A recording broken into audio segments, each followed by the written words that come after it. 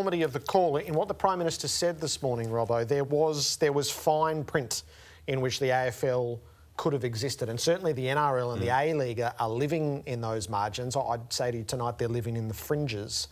But to do that, to explore that with the government, the AFL believed was to sit itself above the community, and that's what they were not prepared to do. As once those limitations were put in place and the community was being asked with such gravity to observe what was going to be, the AFL felt it knew exactly where its place was. The AFL, you're quite right, Jerry. The AFL felt that they had a role to play in the community, and they did by playing round one football.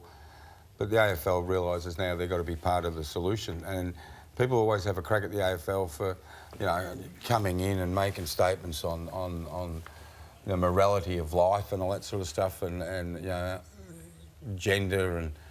You know, I think the AFL has always had the power to be a really, really strong voice. And I now think that the AFL, led by Gillon McLachlan, can be one of the strongest voices through this period. I mean, Chris Scott, after the game on the weekend, Ratton today, Clarkson, who else? Reece Shaw, Chris Fagan.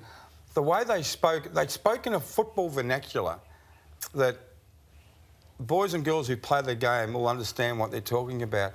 We've got to work together. And we're not going to sit here and lecture anyone. You can do whatever you like. But we've got to help each other.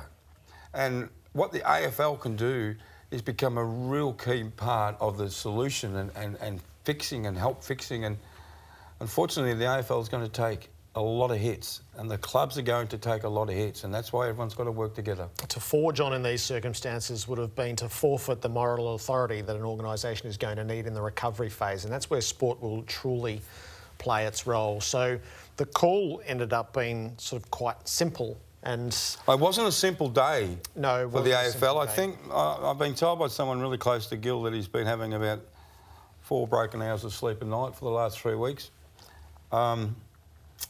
At 11 o'clock this morning, the Prime Minister spoke about 12:30.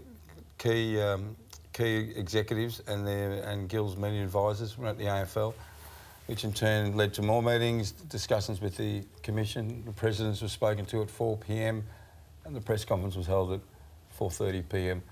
So I don't know what time Gill got up, but the moment he got up, he would have been working on this because he would have got briefed by the government before the Prime Minister spoke today. So he would have known this was coming all day.